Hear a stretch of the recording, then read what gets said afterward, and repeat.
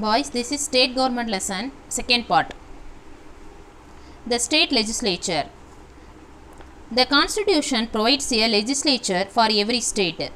Most of the states have only unicameral legislature, that means legislative assembly. What is the meaning of unicameral? Uni means one, only one legislature, that means legislative assembly. Some state has bicameral legislatures. Bi means two, that is both legislative assembly and legislature. Example: Bihar, Karnataka, Maharashtra, Uttar Pradesh, Andhra Pradesh and Telangana. The lower house, legislative assembly, represents the people of the state. The upper house. What is lower house? Legislative assembly. What is upper house? Rajya Sabha, that is legislative council.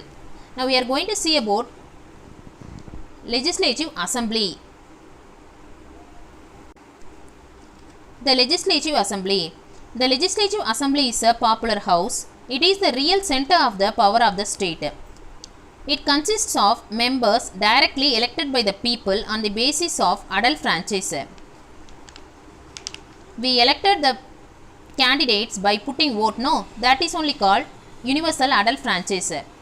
The strength of the assembly varies from state to state, but this strength varies from state to state depending on the population. If the population is very high, the strength is very high. If the population is very low, the strength also very low. However, the maximum strength of the assembly must not exceed 500. What is the maximum strength? Only 500. What is the minimum strength? Only 60 or below 60. The term of office of the legislative assembly is 5 years. What is the term of office? Only 5 years. Cabinet and cabinet committees. A smaller body called cabinet is the nucleus of the council of ministers. Meaning of nucleus is center or heart. A smaller body called cabinet is the heart of the council of ministers. What is the heart of council of ministers? Cabinet. It consists of only the cabinet ministers. It is fully consisting only the cabinet ministers. It is the real center of the authority in the state government. It is the major authority or real authority or center of the authority of the state government. It is fully consisting the members of the parliament or MPs of the parliament. There are two types of cabinet committees. They are standing committee and ad hoc committee. What is the standing committee?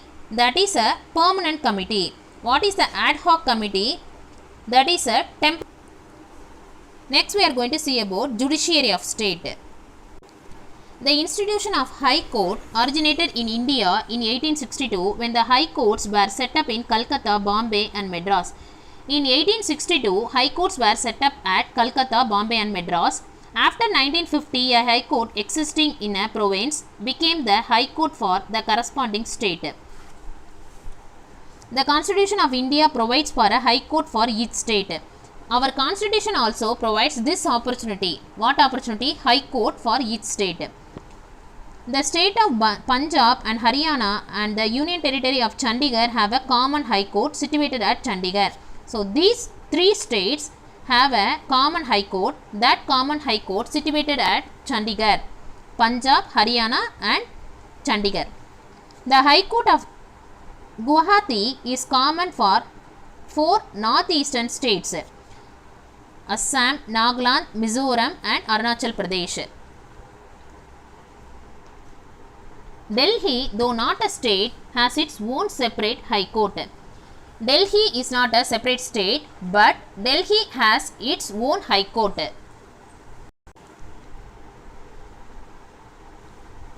Every High Court has a Chief Justice and a number of judges.